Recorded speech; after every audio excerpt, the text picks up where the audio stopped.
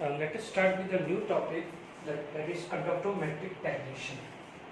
ठीक है, this is mainly used for the JEE mains, advanced and NEET. ठीक है, या रेंज जो भी है उसमें काम आता है, एनसीईआरटी के लिए नहीं है। एनसीईआरटी में लास्ट लेक्चर तक हमने खत्म कर दिया है। ठीक है, इसमें क्या होता है कि conductance method is used to detect the end point.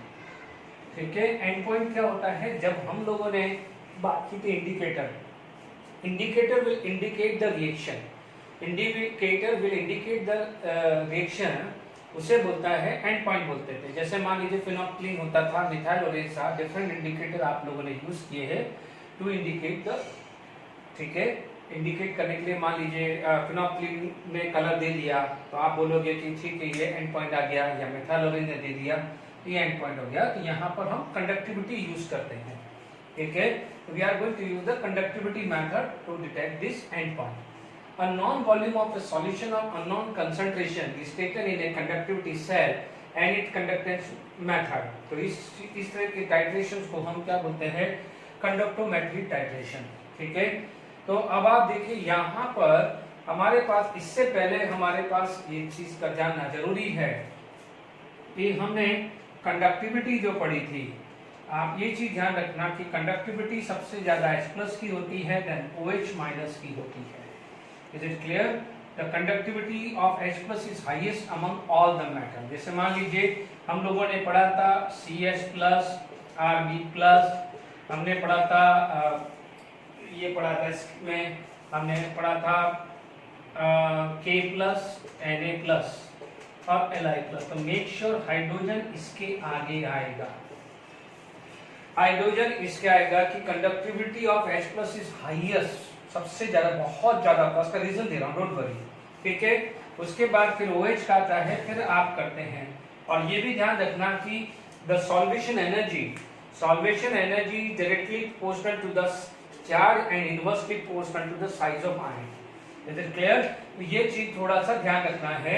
यहाँ पर एक हमने डेफिनेशन पॉइंट ऑफ व्यू हमने पढ़ा है कि what is the conductance method, यानी जो टाइट्रेशन हम इन जनरल टाइट्रेशन यूज करते हैं ना, तो टाइट्रेशंस करते हैं वही चीज है, बट क्या होता है कि बाय यूजिंग द कंडक्टिविटी, बस इतना आप समझ लीजिए, ज्यादा दिमाग नहीं लगाना है। हमारे पास पहला क्वेश्चन आ जाएगा कि why H+ and OH- have a more conductivity, why H+ and OH- have more conductivity। Question हमने लिख दिया है कि H+ and OH have a highest conductivity। H+ cation में होगा और OH- सबसे ज्यादा एनायन में होगा। ठीक है, ये ध्यान रखना है। तो आप ध्यान से समझ लीजिए, क्योंकि आपका जो मीडियम है वो एक्वस मीडियम है। तो आप देख लीजिए यहाँ पर हम बात करें तो H+ और आपके पास क्या हो जाएगा, water. Is it clear to all of you? इसका मतलब दिस H+ यदि यहां पर आया तो it is going to be a protonated form. ठीक है, जब ये प्रोटोनेटेड फॉर्म हो गया है तो there is so many water molecules. तो जब ये चीज आया तो this water molecules will attack this, तो ये वाटर मॉलिक्यूल्स प्रोटोनेटेड हो गया।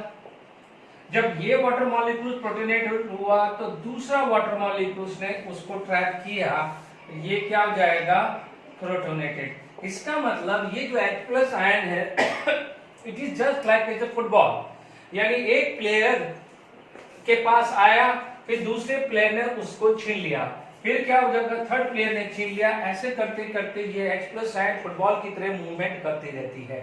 तो अब आप देखिए H+ की मोबिलिटी कितनी हाइट होगी, द H+ की मोबिलिटी क्या होती है, वेरी हाई।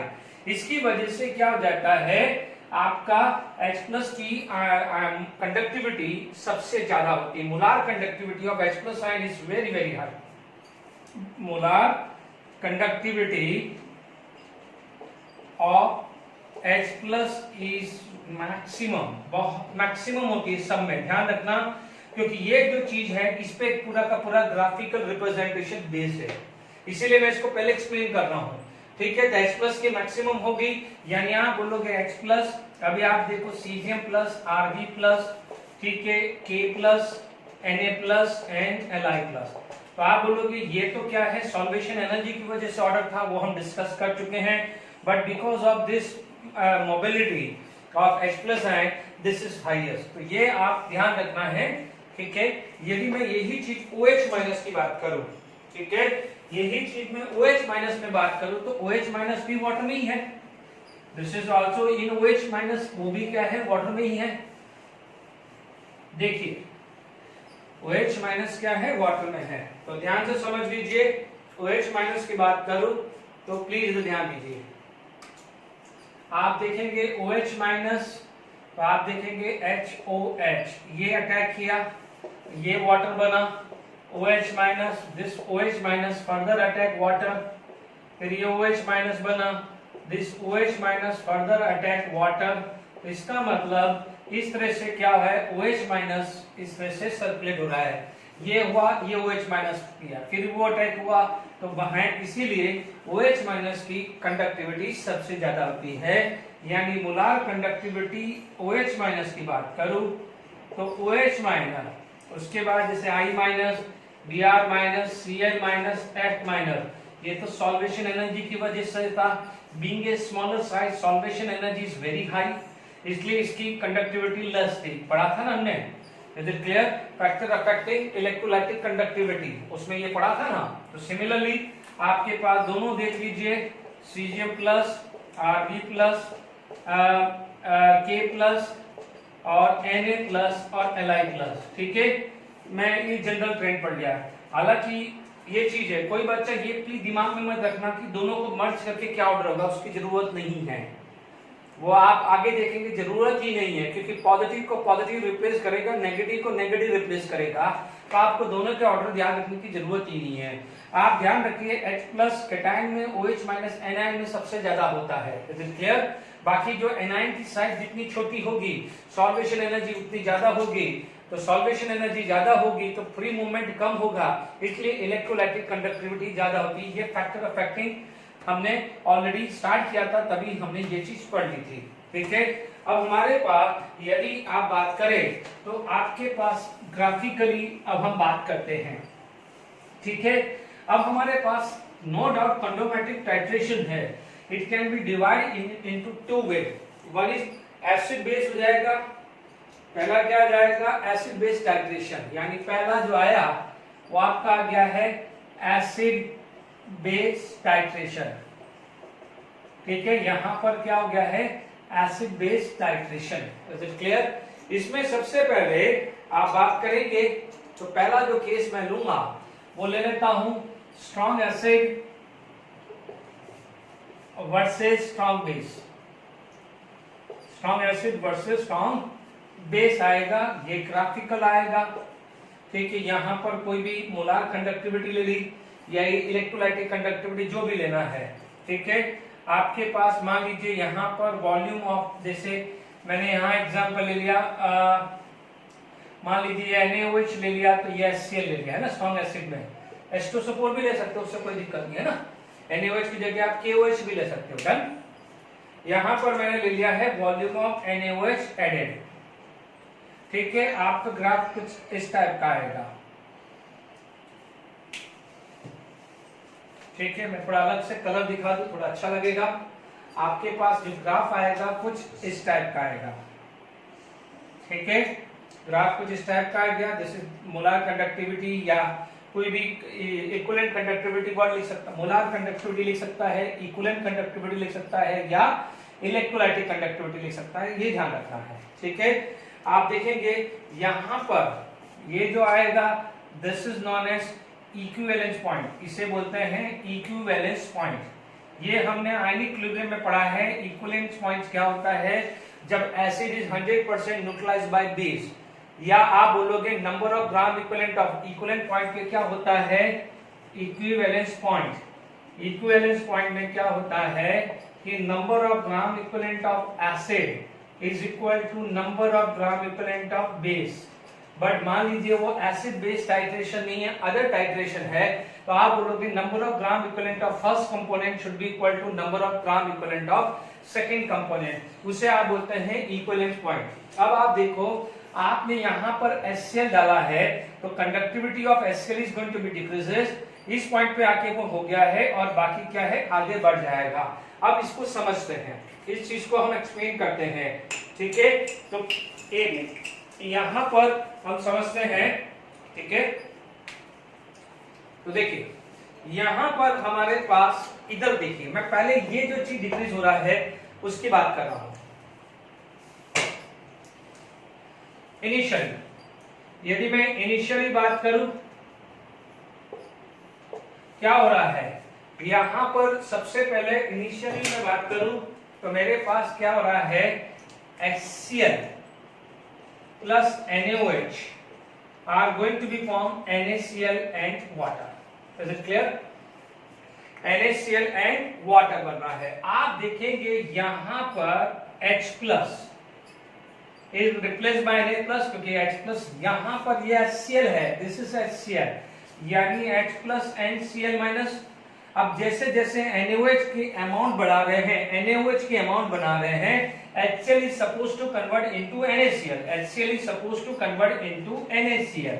अब आप देखो what happened, H plus get replaced by Na plus, H plus यानी यहां पर कंक्लूजन क्या निकला है कि H plus, यानी आप यहां पर आप बोलोगे H plus get replaced by Na plus, H plus get replaced by Na plus। यहाँ पर जैसे जैसे जा रहे हैं H plus get replaced by Na plus, but molar conductivity किसकी ज्यादा है? We know that molar conductivity H plus की, मोलार कंडक्टिविटी Na plus से ज्यादा है। ये क्लियर हुआ? देख लीजिए आराम से। HCl plus NaOH are going to be form NaCl plus water, धीरे धीरे बन रहा है, मतलब सारा अमाउंट नहीं बन रहा है बट धीरे धीरे तो बन रहा है। मान लीजिए यहाँ 100% HCl था, अब 99 रहा, 98 रहा, 97 रहा, 96 बढ़ा।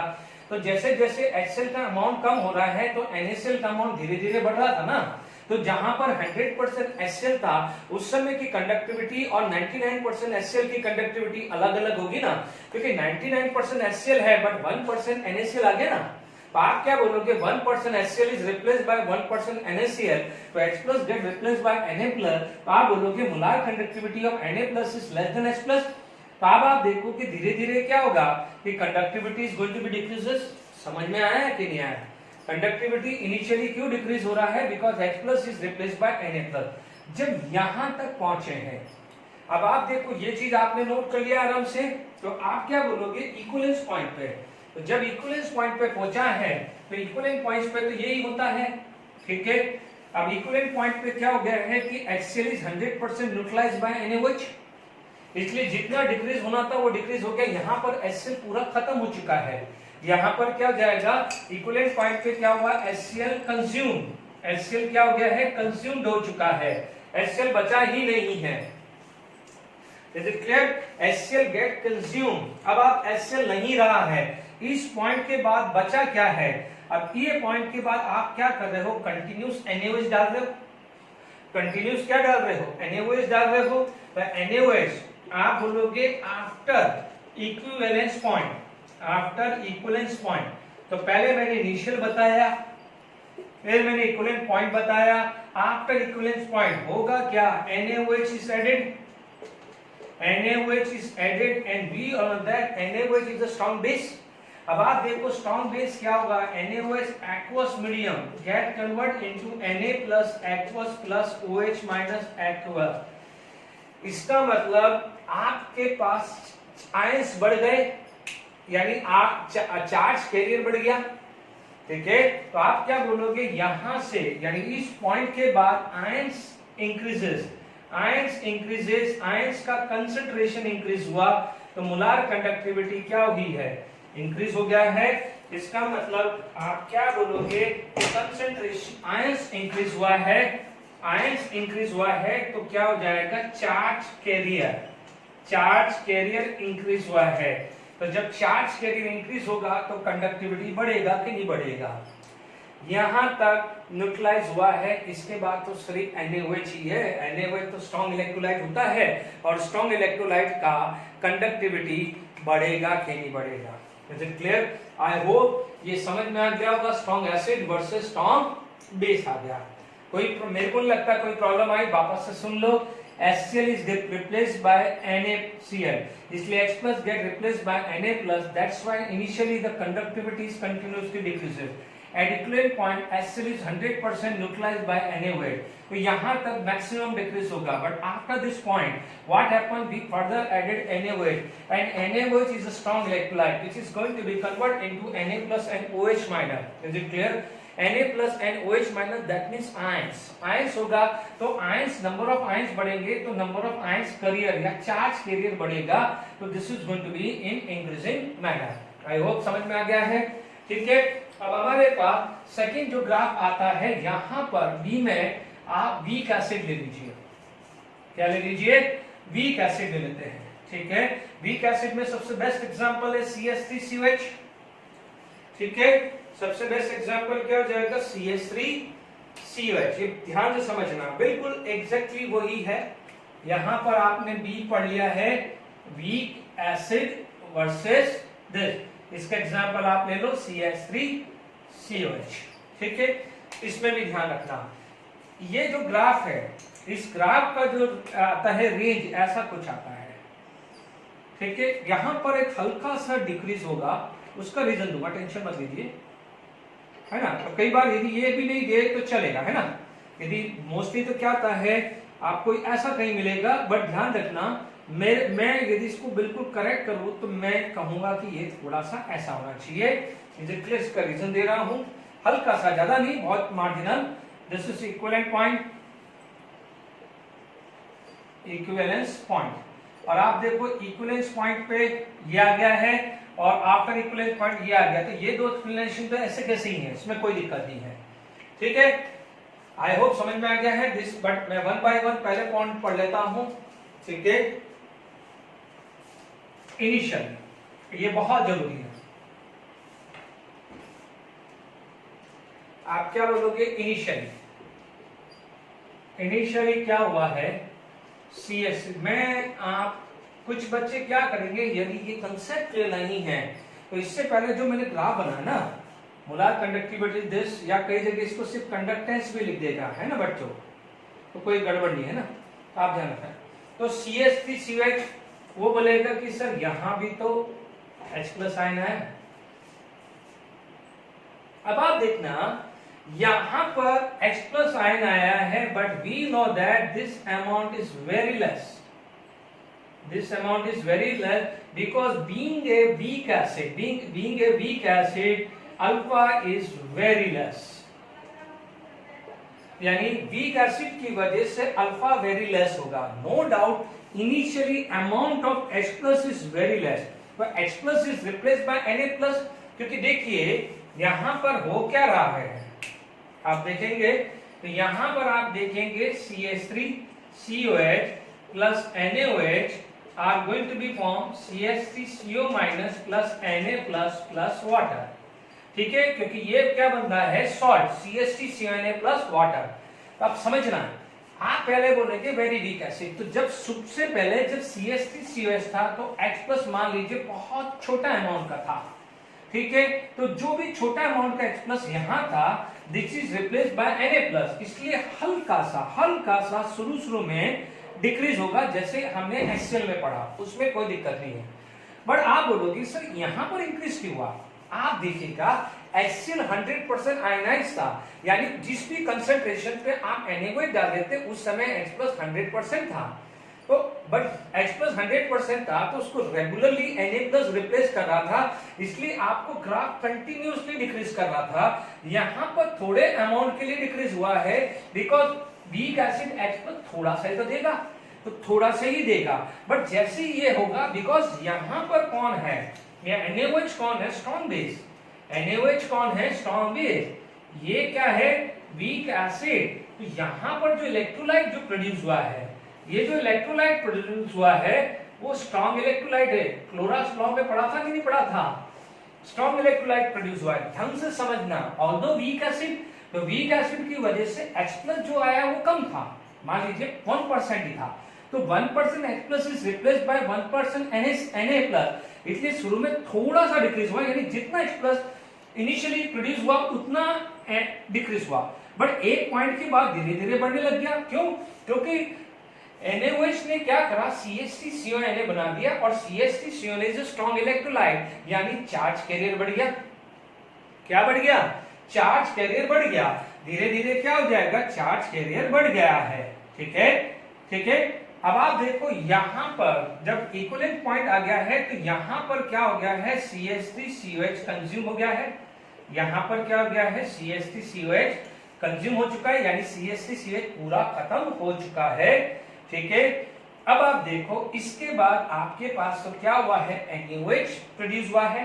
अब NaOH तो स्ट्रॉन्ग इलेक्ट्रोलाइट है, एकदम ग्राफ बढ़ेगा कि नहीं बढ़ेगा? Is it clear? यहाँ स्लोली बढ़ेगा, क्योंकि वीक एसिड को धीरे धीरे, एकदम तो आपको पता है कि एकदम तो CH3CONA नहीं बनने वाला ना, स्लोली CH3CONA बनना है। इसलिए क्या हो रहा है कि धीरे धीरे, क्योंकि ये वीक एसिड है बच्चों, स्ट्रॉन्ग एसिड होता तो ग्राफ एकदम बढ़ जाता है ना।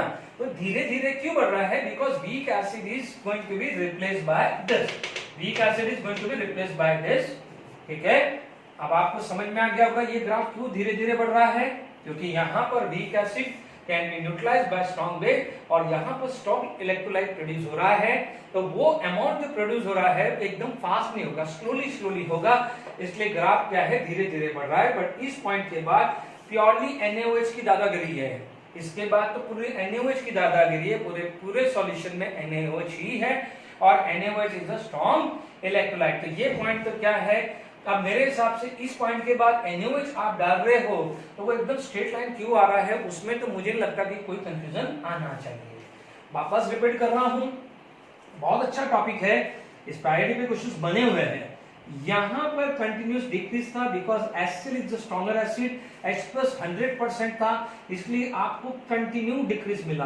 यहां पर स्लाइटली डिक्रीज हुआ because initially CH3COH is a weak acid, will be let it be very less percent of H+ ion and Na+ replace that H+ ion, इसलिए वो धीरे धीरे डिक्रीज हुआ है। बात समझ में आ गई कि नहीं आ गई? बट क्या हुआ कि जितना H+ रिप्लेस होना था वो एक बार हो गया, उसके बाद जो भी CH3COH NaOH के साथ कंबाइन होकर ये स्ट्रॉन्ग इलेक्ट्रोलाइट बन रहा है, बट एकदम नहीं बन रहा, स्लोली बन रहा है, इसलिए ग्राफ धीरे धीरे जा रहा है। यहाँ पर CH3COH पूरा कंज्यूम हो गया है, after equivalent point NaOH add हुआ है, तो NaOH is a strong electrolyte, दादागिरी किसकी चलेगी, NaOH की, इसलिए एकदम बढ़ गया। आई होप समझ में आ गया। ठीक है। अब मान लीजिए इसके अंदर, सॉरी ये इसमें रख लेते हैं, इसमें हमारे पास यही चीज में एक इन दोनों का कॉम्बिनेशन सेट कर देता हूं, तो बहुत आसान है। अब आप देखिए यहां पर जो है एक ग्राफ आएगा तो मैं फिर अलग से मैं लिखूं, इससे अच्छा क्या है, यहां पर see mixture of strong acid and weak acid versus strong base। कुछ नहीं है, A और B को मिलाना है, ज्यादा दिमाग मत लगाओ, टेंशन ही मत लो। ठीक है। अभी स्ट्रॉन्ग एसिड कौन लिया था, यहां मोलार कंडक्टिविटी ले लो या कंडक्टेंस ले लो, जो भी लिखना है। आप देखो ये क्या है, HCl, ये आ जाएगा CH3COH और ये आ जाएगा NaOH। पहला क्या था, HCl वर्सेस NaOH, दूसरा क्या था, CH3COH वर्सेस NaOH। अच्छे से हेड लिख देना है ना, मैंने यहां पर नहीं लिखा है तो अभी आप अच्छे से बना देना। आप देखोगे कुछ नहीं फर्क है, ये ऐसा आएगा बस। ये HCl सबसे पहले न्यूट्रलाइज कौन होगा, HCl, समझो सबसे पहले कौन न्यूट्रलाइज होगा, HCl। इनिशियली क्या होगा, इनिशियली HCl वर्सेस NaOH होगा, यानी HCl is replaced bye NaCl, HCl is replaced bye NaCl। यहां मैं इसको लिख देता हूं, पहले शुरू में क्या होगा, H+ रिप्लेस्ड बाय Na+। ठीक है, यहां तक हुआ। हो सकता है ये ऐसा नहीं हो, थोड़ा सा कर्वेचर भी हो, चलेगा वो। ठीक है। उसके बाद सेकंड क्या है, CH3COH versus NaOH। Is it clear? इसके अंदर क्या हो जाएगा, CH3COH plus NaOH are going to be form CH3CO- N Na plus plus water, ठीक है। आपको क्या मिल रहा है? Strong electrolyte. क्या मिल रहा है? Strong electrolyte. तो आप देख लीजिए मैंने क्या किया है, ये दो इक्विवेलेंट पॉइंट आया मेरे यहां पर मेरा इस इक्विवेलेंट पॉइंट पे HCl कंज्यूम हुआ है, यहां पर HCl कंज्यूम हुआ है, और यहां पर मेरा क्या है? CH3COH कंज्यूम हुआ है। और आपको पता होना चाहिए बच्चों HCl पहले क्यों कंज्यूम हुआ है?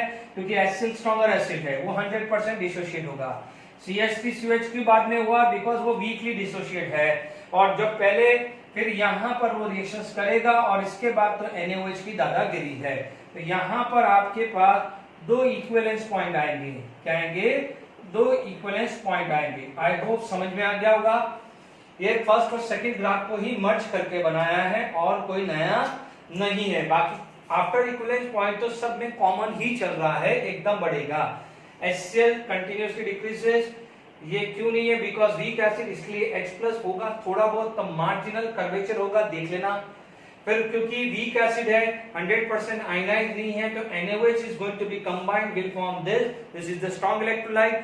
ये आयन प्रोड्यूस होगा तो can behave as a charge carrier, but slowly होगा, इसलिए धीरे धीरे बढ़ेगा। इसके बाद NaOH है, प्योरली एकदम सडनली बढ़ जाएगा। तो आई होप ABC ग्राफ में कोई दिक्कत नहीं आनी चाहिए। आई होप समझ में आ गया ABC ग्राफ। ओके, अब जो नेक्स्ट ग्राफ जो है वो हम क्या पढ़ लेते हैं, इसका उल्टा कर देते हैं।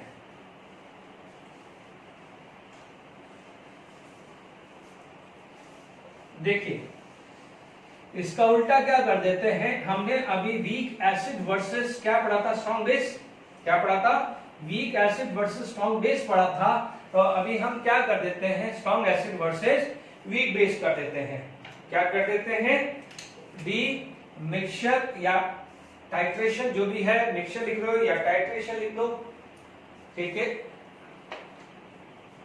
Strong acid versus weak base, ठीक है। स्ट्रॉन्ग एसिड आप ले लीजिए, कोई भी एग्जांपल ले लीजिए, आपका HCl ले लिया, और वीक बेस ले लीजिए, अमोनियम हाइड्रोक्साइड ले लिया, है ना।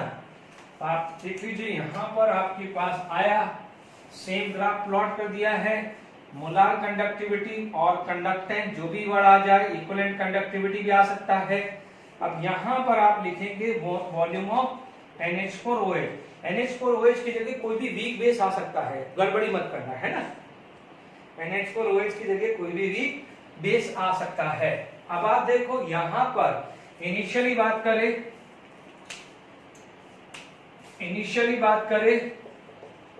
तो इनिशियली क्या हो रहा है?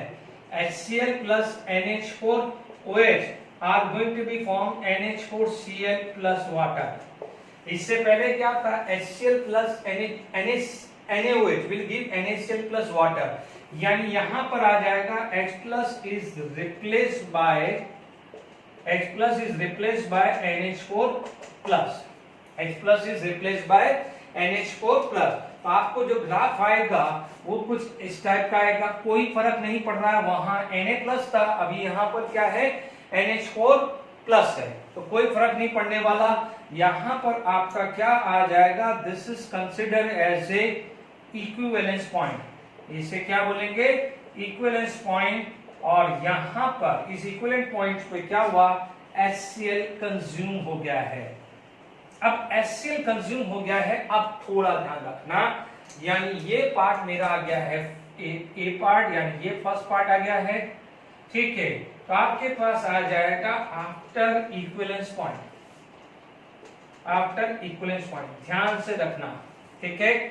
आप देख लीजिए, आप बोलोगे कि सर NH4OH है, बट याद करिए NH4OH is a weak acid, जबकि NaOH is a stronger acid. Sorry, NH4OH is a weak base, NaOH क्या था? स्ट्रॉन्ग बेस था। वीक बेस है, ये वीक बेस है, तो यहां पर आयनिक इक्विलिब्रियम होगा। अब आप देखो सॉल्यूशन के अंदर आपके पास NH4 plus and Cl minus है ना। आपके पास यदि सॉल्यूशन है तो उसके अंदर ये तो प्रेजेंट है ना आपके पास, कहां चला गया है? NH4 plus and Cl minus, ठीक है। यानी आपके पास सॉल्यूशन के अंदर ये तो है, जब ये है तो यहां पर NH4 प्लस का यदि अमाउंट बढ़ेगा तो क्या होगा, degree of ionization is decreases because NH4 plus is higher, तो degree of ionization is decreases, तो ये कंसेप्ट आ जाएगा कॉमन आयन इफेक्ट। किससे आ जाएगा, कॉमन आयन इफेक्ट, क्योंकि NH4OH ट्राई कर रहा है कि मैं डिसोशिएट हूं, बट क्योंकि NH4Cl इक्विवेलेंस पॉइंट, यहां पर NH4Cl बना है कि नहीं बना, यहां NH4Cl है, अब यहां पर NH4Cl बन गया है, आप यहां पर आप देखिए, समझिए इसका, इस डायग्राम को समझिए, आपके पास यहां पर NH4Cl माइनस है, यानी जितना यहां पर डाला वो बन गया है।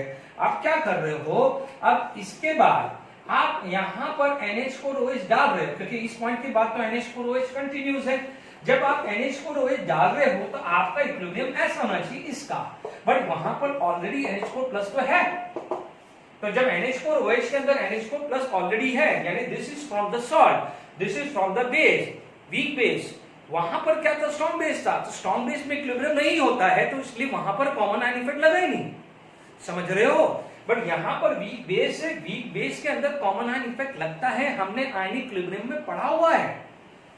तो अब आप देखो, पहले से ही वीक बेस था, वीक बेस अल्फा पहले से ही कम था, तो अल्फा और कम हो जाएगा, जब अल्फा और कम हो जाएगा तो degree of ionization is almost negligible, degree of ionization is almost negligible, यहां पर ग्राफ क्या हो जाएगा, स्ट्रेट लाइन आएगा। इज इट क्लियर, ये स्ट्रेट लाइन क्यों आई है, क्यों आई है, क्योंकि आप बोलोगे यहां पर इस पॉइंट के बाद because of common ion effect ions न के बराबर है, निग्लिजिबल है, जब आयंस निग्लिजिबल है तो चार्ज करियर क्या हो जाएगा, निग्लिजिबल, जब चार्ज करियर निग्लिजिबल हो जाएगा तो जो कंडक्टिविटी यहां पर है वो ऑलमोस्ट सेम कंडक्टिविटी रहेगी, भले आप NH4OH कितना भी डाल दें।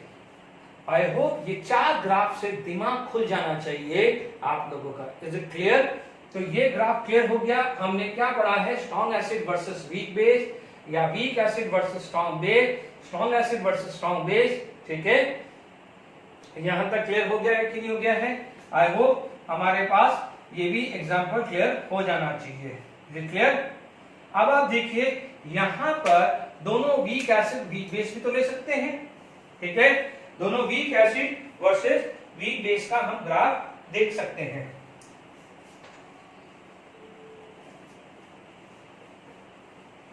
देखिए ई वाला अभी अपना जो टॉपिक है ना वो ही चल रहा है, आपका जो टॉपिक जो चल रहा है वो एसिड बेस टाइट्रेशन ही चल रहा है। नेक्स्ट जो आ जाएगा टाइट्रेशन, नेक्स्ट जो टाइट्रेशन आ जाएगा वो आ जाएगा week acid versus weak base, weak acid versus weak base. Weak acid आपका कोई भी ले लीजिए, अभी जो लिया है CH3COH, और वीक बेस ले ले NH4OH, है ना, थोड़ा सा केयरफुल रहिए। वापस से आपने ग्राफ बना दिया है, आपने मोलार कंडक्टिविटी और कंडक्टेंस ले लिया है, ठीक है, यहां वॉल्यूम ऑफ NH4OH लिख दिया है, ठीक है, इसको ग्राफ बाद में देखते, पहले हो क्या रहा है। इनिशियली दोनों वीक है, ना तो X प्लस ज्यादा प्रोड्यूस हो रहा है ना OH माइनस ज्यादा प्रोड्यूस हो रहा है, इसलिए कोई टेंशन वाली बात नहीं है। यहां पर क्या हुआ, CH3COH plus NH4OH, it is going to be form electrolyte, ये बनेगा। अब आप देखो यहां पर आयंस बने हैं, यहां पर क्या हुआ है, आयंस बने हैं, तो यानी आयंस बड़े हैं तो चार्ज करियर बड़ा है, चार्ज करियर बड़ा है, तो what about the molar conductivity, molar conductivity is going to be increases, ठीक है। अब जब मोलार कंडक्टिविटी इंक्रीजेस हुआ है, यहां पर आपका आ गया है इक्विवेलेंस पॉइंट, यहां पर क्या हो गया है, इक्विवेलेंस पॉइंट, इक्विवेलेंस पॉइंट पे क्या है, CH3COH कंज्यूम हो गया है, क्या हो गया है, CH3COH कंज्यूम हो गया है। ठीक है, इक्विवेलेंट पॉइंट समझ में आ रहा है आपको? ठीक है, अब आप देखिए यहां इक्विवेलेंस पॉइंट समझ में आ गया है। अब आप देखिए after equivalence point, after equivalence point बात करें, ठीक है, आफ्टर इक्विवेलेंस पॉइंट, तो अब आप देखिए यहां पर आप क्या यूज कर रहे हो, NH4OH डाल रहे हो, NH4 plus and OH minus, once again common ion effect आएगा। ठीक है, बट कई बार क्या होगा यहां पर हल्का सा, मतलब कई बार ऑलमोस्ट इक्वल भी आ सकता है, यानी ये भी आ सकता है, या हल्का सा ऊपर भी आ सकता है, ध्यान रखना, क्योंकि ये उतना स्ट्रॉन्ग नहीं है जितना CH3CO सॉरी NH4Cl था, उतना स्ट्रॉन्ग नहीं है जितना NH4Cl था।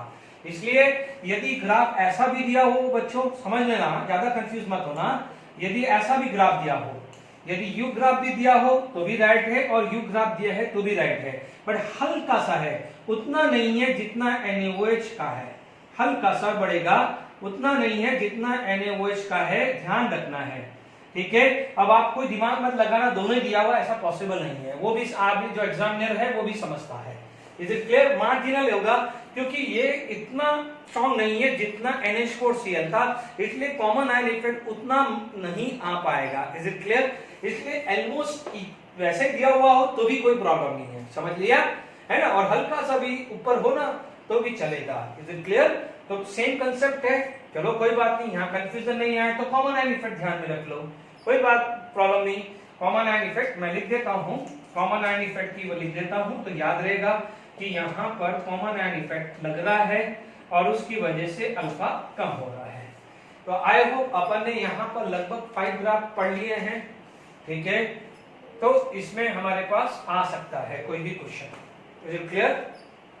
ठीक है, तो आई होप समझ में आ गया होगा। इसको उल्टा भी हो सकता है, यदि यहाँ पर क्या जाएगा, वॉल्यूम ऑफ CH3COH होगा तो सेम नेचर का ही आने वाला है ग्राफ। Is it clear? तो अब आप देखिए वहां पर यदि आप बोलोगे कि सर NaOH वर्सेस HCl होता, ठीक है, आप बोलते हो कि सर NaOH वर्सेस HCl होगा, मैं यही वो राइटिंग कर लेता हूं, आप बोलते हो कि यदि NaOH है वर्सेस HCl है, ठीक है, यहां पर आप वॉल्यूम ऑफ HCl करते तो भी ग्राफ ऐसे ही आता। क्यों आता? क्योंकि NaOH plus HCl are going to be give NaCl plus water. ठीक है, यानी अब आप देखो पहले क्या था, NaOH का मतलब OH, और NaCl, NaOH किसमें कन्वर्ट हो रहा है, NaCl में कन्वर्ट हो रहा है ना, OH is replaced by Cl। तो अभी मैंने बताया था कि molar conductivity of OH minus is greater than Cl, तो जो एक्सप्लेनेशन था वहां पर HCl is replaced by NaCl, यदि HCl ऊपर होता तो HCl is replaced by NaCl, यानी वहां पर H+ is replaced by Na+। पर यदि NaOH वर्सेस HCl है, वॉल्यूम ऑफ HCl करें तो भी सेम ही ग्राफ आएगा, क्योंकि यहां पर क्या हुआ, OH minus is replaced bye Cl। भले चाहो तो दूसरा आप ग्राफ बना दीजिएगा, उसमें strong base versus strong acid बना दीजिए, ठीक है ना। मेरे हिसाब से तो सेम ही कंसेप्ट है, इसलिए मैंने आपको फिर भी बता दिया, क्योंकि बच्चे लोगों के दिमाग में आ सकता है। Is it clear to all of you? अब देखिए यहां पर नेक्स्ट यदि हम बात करें तो हमारे पास जो नेक्स्ट कैटेगरी आ जाती है प्रेसिपिटेशन टाइट्रेशन, उस पे IIT एडवांस में क्वेश्चंस बना हुआ है। Is it clear? इस ग्राफ को समझने के बाद कुछ क्वेश्चंस हम डिस्कस करेंगे। Is it clear? ओके, तो अभी हमारे पास जो नेक्स्ट जो आ जाता है विच इज सेकंड नंबर, वो एक ही टाइप का होता है, वो आता है प्रेसिपिटेशन टाइट्रेशन, और ये क्वेश्चंस आया हुआ है। फिर इसके बाद ग्राफ के बाद हम क्वेश्चंस करेंगे। वापस से मोलार कंडक्टिविटी या कोई भी कंडक्टेंस दे दे वर्सेस, अब आप देखो यहां पर प्रेसिपिटेशन है, मोस्टली जो है एक ही टाइप का ग्राफ होता है, it is versus AgNO3 versus KCl। ध्यान रखना molar conductivity of Ag+ is approximate equal to molar conductivity of K+। ध्यान रखना है, इसीलिए ये सेलेक्टिव टाइप का होता है क्वेश्चन। अब आप देखो धीरे धीरे आपके पास क्या है, यहां पर AgNO3 था, उसके अंदर आप KCl डाल रहे हो, AgNO3 में आप धीरे धीरे क्या डाल रहे हो, KCl डाल रहे हो, रिएक्शंस क्या अकर हो रही है इनिशियली, आप बोल रहे हो कि Ag plus NO3 minus and KCl is going to be converted into AgCl plus KNO3, AgCl plus KNO3, यानी आप क्या बोलोगे, Ag plus is replaced by K plus, क्योंकि AgNO3 में डाल रहे हो ना, Ag plus is replaced by K plus, आप बोलोगे Ag plus is replaced by K plus, Ag plus is replaced by K plus। तो इससे आपको पता है मोलार कंडक्टिविटी दोनों की क्या है, सेम है, and molar conductivity of Ag plus is approximate equal to molar conductivity of K plus। इसका मतलब यदि AgNO3 हो या KNO3 है, ग्राफ में कोई फर्क पड़ने वाला नहीं है। बहुत इंपॉर्टेंट है, तभी IIT एडवांस में क्वेश्चन आया है। यहां लिख दिया है वॉल्यूम ऑफ KCl, ठीक है। आपको क्या हुआ, इनिशियली क्या मिला आपको, Ag plus is replaced by K plus, but दोनों की मोलार कंडक्टिविटी क्या होती है, सेम होती है। इसलिए आपको जो ग्राफ होता है, पहले स्ट्रेट लाइन चलता है till equivalent point. Equivalent point जब क्या होता है, स्ट्रेट आता है, this is known as equivalence point, ठीक है। इक्विवेलेंस पॉइंट यहां पर AgNO3 कंज्यूम, AgNO3 क्या हो गया है, कंज्यूम हो गया है। उसके बाद क्या हो गया है, सेकंड केस में क्या हुआ है, after equivalence point, after equivalence point यानी इक्विवेलेंस पॉइंट के बाद क्या है, आप क्या डाल रहे हो, KCl, KCl is ionic compound, तो आप बोलोगे KCl aqueous form get convert into K plus Cl minus, तो आप क्या बोलोगे, आयंस का आयनिक कंसंट्रेशन बढ़ा, आयनिक कंसंट्रेशन बढ़ा तो चार्ज करियर, चार्ज कैरीज करने वाले, क्योंकि अपन क्या बोल रहे हैं, number of ion which carry charge per unit volume यदि बढ़ता है या जो भी चेंज है वो कर रहे हैं, चार्ज कैरियर आयंस बढ़े, चलो छोड़ो, भूलो छोड़ दो, आयंस बढ़ रहे हैं तो कंडक्टिविटी बढ़ेगी ना, आयनिक कंडक्टिविटी, बस ज्यादा की सोच रहे हो। KCl is a strong electrolyte, NH4OH में क्या था, वहां पर गड़बड़ी थी कॉमन आयन इफेक्ट की वजह से, पर ये तो स्ट्रांग इलेक्ट्रोलाइट है, यहाँ पर किसी भी तरह का इक्विलिब्रियम है ही नहीं, इसलिए अपन कॉमन आयन इफेक्ट की टेंशन ही नहीं करें, और स्ट्रांग इलेक्ट्रोलाइट है तो ग्राफ क्या आ जाएगा, एकदम स्ट्रेट लाइन आ जाएगा, ठीक है ना। यहां तक समझ में आया है, ये स्ट्रेट लाइन आएगा बिकॉज कंडक्टिविटी में कोई फर्क नहीं पड़ने वाला और ये स्ट्रेट लाइन आ जाएगा, ठीक है।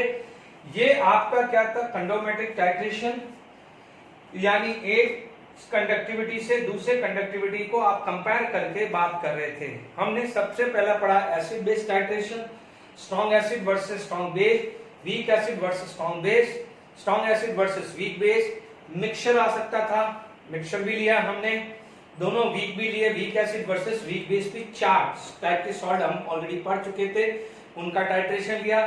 फिर एक ले लिया है प्रेसिपिटेशन टाइट्रेशन, मैंने पूरा एक्सप्लेनेशन कर दिया है। ध्यान रखना है H+ की कंडक्टिविटी कैटायन में, OH- की कंडक्टिविटी एनायन में सबसे ज्यादा स्पेस होती है। ध्यान रखना है कि आप यहाँ पर क्या डाल रहे हैं, तो वहां पर positive is replaced bye positive, यानी Ag is replaced bye K+, तो यहाँ पर दोनों की मोलार कंडक्टिविटी सेम थी। HCl में NaOH डाला था तो H+ is replaced by Na+, conductivity decrease हुई। फिर NaOH राजा था तो कंडक्टिविटी इंक्रीज हुई। CH3COH है, वीक एसिड था, इनिशियली H+ थोड़ा बहुत होगा which is replaced by Na+, इसलिए हल्का सा कर हुआ, but that CH3COH and NaOH combined हुआ, it is supposed to convert into CH3CONa which is a stronger electrolyte, इसीलिए आपका ग्राफ ये बड़ा है। बहुत अच्छी चीजें हैं, ये ग्राफिकली बहुत JW need point of view बहुत इंपॉर्टेंट है। अब मैं इससे रिलेटेड कुछ क्वेश्चन डिस्कस कर लेते हैं, फिर हम आगे बढ़ेंगे, ओके। चलिए आपके सामने 2 क्वेश्चन मिल रहे हैं यहाँ पर। Plot of the conductance versus volume of AgNO3 for titration of KCl, exactly अभी समझाया था, GW 2011 का क्वेश्चन है। देख लीजिए ये डिक्रीजेस फिर इंक्रीजेस। ये कब होता है? जब strong acid versus strong base का हो। ये ग्राफ कब होता है? जब strong acid versus strong base का हो, या strong base versus strong acid होगा तो ये भी नहीं होगा। आप देखेंगे ये ग्राफ आया था इनिशियली डिक्रीजेस फिर इंक्रीजेस फिर इंक्रीजेस। ये क्या जाएगा? Week acid versus strong base, या ध्यान रखना weak base versus strong acid का भी ग्राफ सेम ही आएगा। ठीक है, ये ग्राफ ऐसा कुछ है नहीं अभी तक। तो ये क्या हो जाएगा? प्रेसिपिटेशन ग्राफ था, पहले क्या हुआ? लगभग बराबर देन इंक्रीजेस। तो ये आंसर आ जाएगा। आप देख लीजिए जेडब्ल्यू एडवांस 2011 में पूछा गया है ये क्वेश्चन। ठीक है, अभी रिसेंटली भी है बट अभी मेरे पास जो है मैं आपके सामने दे रहा हूँ। अब आप देखिए ये बहुत अच्छा क्वेश्चन है जेडब्ल्यू एडवांस 2013 का। धीरे धीरे हम सॉल्व करेंगे। देख लीजिए सबसे पहले PCH53 एंड NCH3COH। आप ये ध्यान रखिए ये है क्या? दिस इज, आप इसको क्या बोलेंगे? This is weak base and ये क्या हो जाएगा? Weak acid. Weak acid and weak base. अभी हम लोगों ने ग्राफ पढ़ा था। हमने क्या पढ़ा था ग्राफ? जब वीक एसिड वीक बेस था हमने लिया था CH3COH और NH4OH ग्राफ दिया था, है ना। अभी हमने पढ़ा हुआ ना NH4OH नाइट्रोजन से जो भी कंपाउंड होते हैं वो वीक बेस होते हैं। तो वीक एसिड वीक बेस का ग्राफ फटाफट से चेक कर लो, हमने ऐसा ही बनाया था। देख लीजिए हम लोगों ने जो ग्राफ बनाया था वो कुछ इस टाइप का ग्राफ बनाया था। पहले CH3CO- प्लस NH4 था, फिर हल्का सा मैंने क्या कहा था, या तो ये आएगा या हल्का सा ज्यादा आएगा। Is it clear? तो आप बोलोगे continuously इंक्रीजेड because CH3CO- and NH4+ यानी आयन चार्ज कैरियर इंक्रीज हो रहा है, but because of common ion effect ये ऑलमोस्ट कांस्टेंट हो जाता है। तो आप देख लीजिए P, तो P के लिए conductivity increases and almost constant. ये कहां पर है? Conductivity decreases, conductivity decreases, conductivity increases then constant. तो मेरे पास P के लिए यहाँ पर क्या गया है? 3। P के लिए क्या गया है? 3। देख लीजिए अभी आपके सामने मैंने ग्राफ डिस्कस किया है, उसके बाद ये क्वेश्चंस करके आपको कॉन्फिडेंस बिल्डअप होगा। मैंने अननेसेसरी आपको कोई टॉपिक नहीं पढ़ाया है। आप देख लीजिए अभी ये रुक दीजिए क्योंकि ये कंसंट्रेशन ये है। ठीक है, फिर भी आप देख सकते हैं आपके पास KI and AgNO3 यहाँ KI and AgNO3 क्या था? कांस्टेंट, फिर इंक्रीज हुआ था, कांस्टेंट और इंक्रीज हुआ था। तो आप देखिए KI versus AgNO3, this is the precipitation graph. ये कौन सा ग्राफ है? Precipitation graph. तो प्रेसिपिटेशन ग्राफ के अंदर देखिए कंडक्टिविटी कांस्टेंट देन इंक्रीजेस।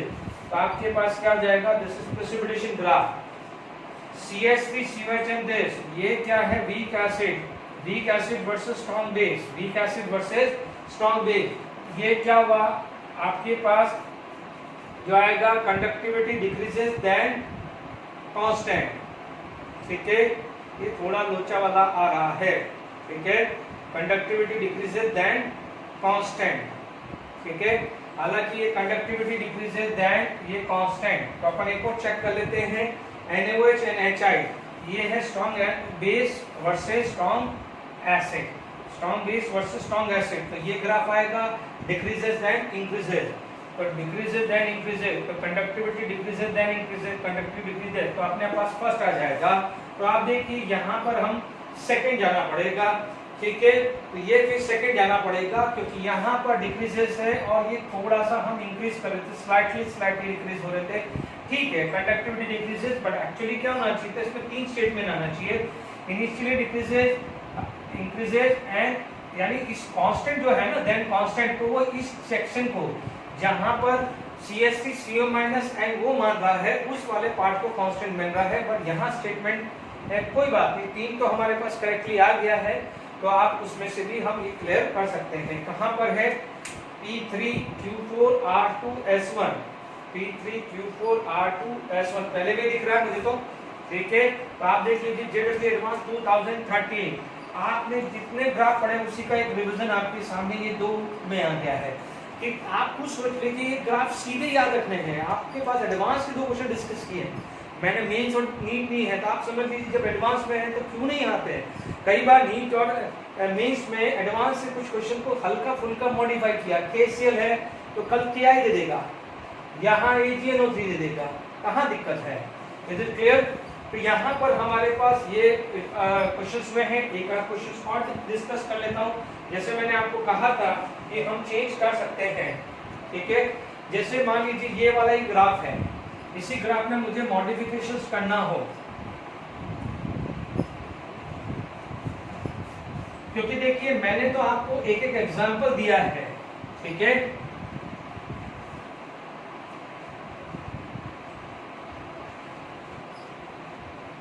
मान लीजिए प्रेसिपिटेशन ग्राफ में ही मैं एक ले लेता हूं, ठीक है। मान लीजिए मेरे पास कोई ग्राफ बनाना है NH4Cl, मुझे बनाना है NH4Cl वर्सेस NaOH।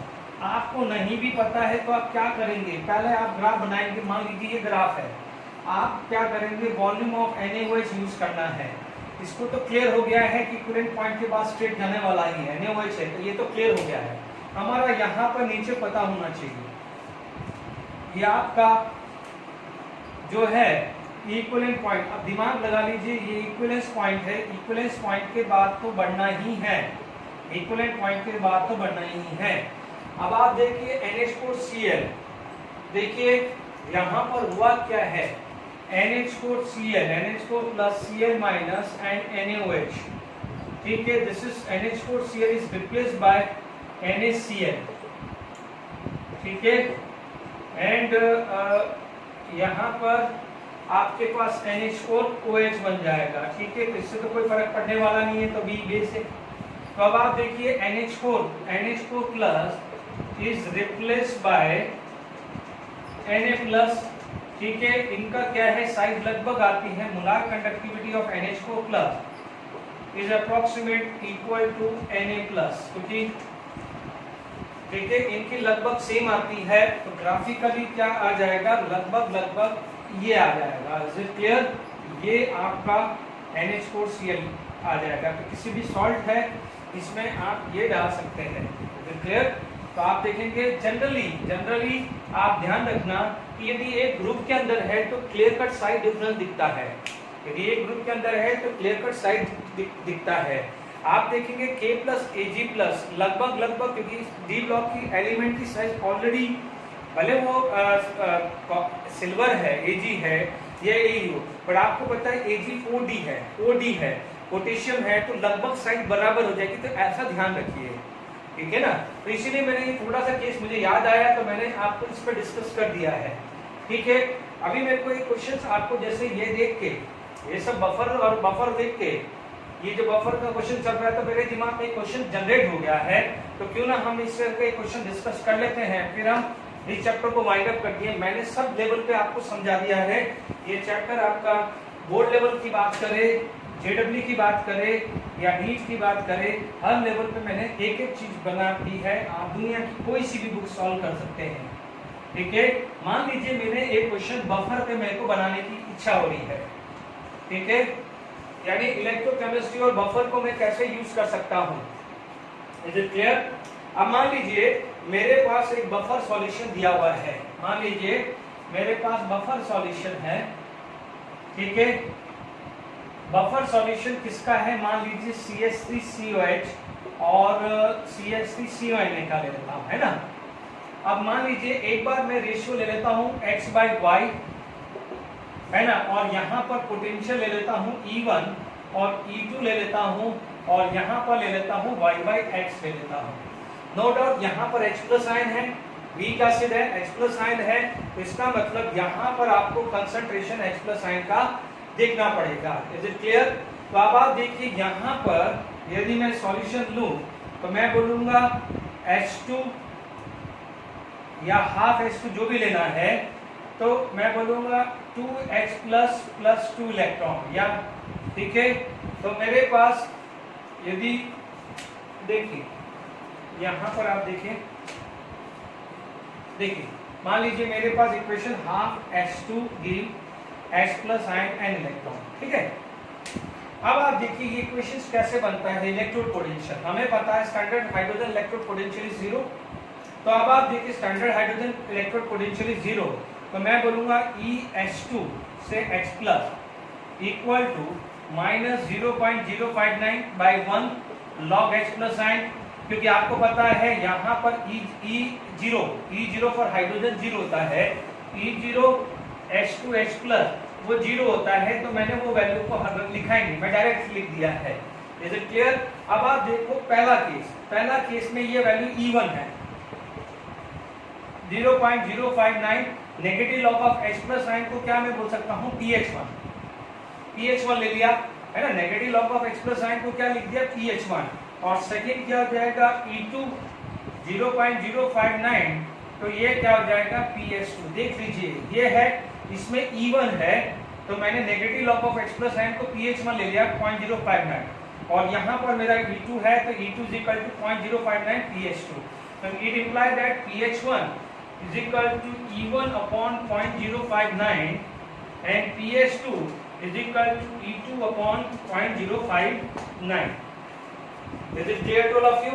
यहाँ तक आपके पास ये वैल्यू आ गई है, ठीक है। अब आप देखो कोई भी क्वेश्चन आ सकता है, आई होप समझ में आ गया होगा। अपन ने सिंपल ये लगाया है, एक बार E1 ले लिया PH1, पहली कंडीशन पे E1 है, और दूसरी कंडीशन का नाम क्या ले लिया है E2, इससे मेरे पास ये आ गया है, ठीक है। हमने बफर सॉल्यूशन का पढ़ा है, ठीक है। E0 मेरा 0 होता है, इसलिए हमारे को पता है फॉर बफर सॉल्यूशन हमने पढ़ा है pH equal to pKa plus log salt upon acid, pH equal to pKa log salt upon acid. Is it clear? अब आप देखिए यहाँ पर फर्स्ट इक्वेशन, ठीक है, फर्स्ट इक्वेशन, यदि मैं फर्स्ट इक्वेशन की बात करूं तो मेरा जो pH1 आएगा, pH1 equal to pKa plus log, अब सॉल्ट कितना है y अपॉन x आ जाएगा। सेकंड केस में क्या आ जाएगा pH2, सेकंड केस में क्या आ जाएगा pH2, तो यहाँ पर आ जाएगा pKa, क्योंकि दोनों में तो एसिडिक एसिड है, तो एसिडिक एसिड का तो pKa तो सेम ही आने वाला है, ठीक है। मान लीजिए आपके पास क्वेश्चन आ जाता है, मैंने लिखा नहीं है, what is value of Ka, मेरे को Ka की वैल्यू निकालनी है, what is the value of Ka, मैं क्वेश्चन करने में लग गया, कोई बात नहीं, log y अपॉन x आ गया। Is it clear? आपके पास ये वैल्यू आ गई है, ठीक है। तो इस टर्म में हमारे को आगे बढ़ना है, तो अब देखिए यहाँ x by y, x by y, यहाँ पर आ जाएगा x बाई वाई, और ठीक है, इसको अपन क्या कर सकते हैं, और यदि उल्टा आ जाएगा तो माइनस PS2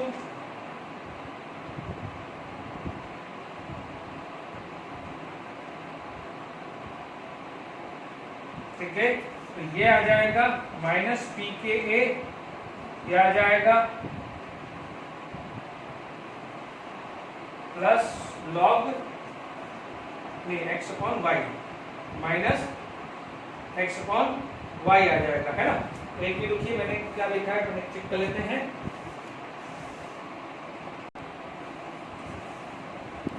तो हम क्या करते हैं, माइनस pH करने जा रहे थे, माइनस pH कुछ गड़बड़ हो रही है, तो यहाँ ये x अपन y है, अपन उल्टा करें तो ये माइनस हो जाएगा, तो इसमें तो क्या फर्क होगा, इसको क्यों अपन माइनस लिख रहे थे, यस ठीक है।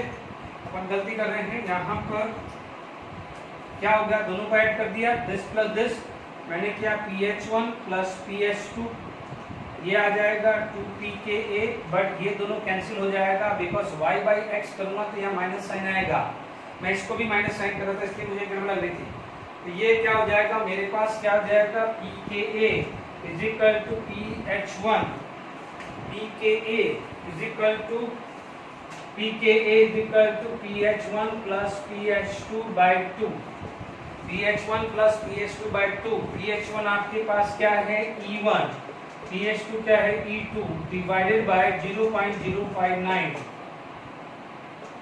Is it clear? pH1 क्या गया आपका E1 अपॉन 0.059, pH2 क्या हो जाएगा E2 अपॉन 0.059। अब आप देख लीजिए, बार सुन लीजिए, मैंने क्या करा, बफर सॉल्यूशन लिया है, एक वीक एसिड और एक सॉल्ट का, मैंने E1 का पोटेंशियल डिफरेंस ले लिया, x एंड y रेशियो ले लिया और y बाई एक्स पे क्या ले लिया E2। हमारे को पता है, देखिए यहाँ पर प्रेशर नहीं दिया है तो partial pressure of hydrogen 1 atmosphere लेके चलना है। तो H2 give H plus ion, उससे हमने pH1 एंड pH2 निकाल दिया। फिर हमने जानते हैं कि फ्रॉम द बफर सॉल्यूशन ये pH equal to pK log salt upon acid आया। तो pH1 equal to pK log y upon x, तो x अपॉन y। मैं यहाँ माइनस कर रहा था बट एकदम क्लिक हुआ कि x बाई y तो ऑलरेडी दिया हुआ है तो माइनस करने की जरूरत ही नहीं है। तो मैं यहाँ माइनस और यहाँ माइनस करता तो फर्क नहीं था, क्योंकि इसी को चेंज कर दूंगा तो माइनस आएगा। मैं इन तीनों में माइनस करने जा रहा था बट ठीक है, मुझे यहाँ पर ऑलरेडी x बाई y था, y बाई x तो ऑटोमेटिकली इन दोनों को ऐड करूंगा तो ये कैंसिल वैसे ही होने वाला है।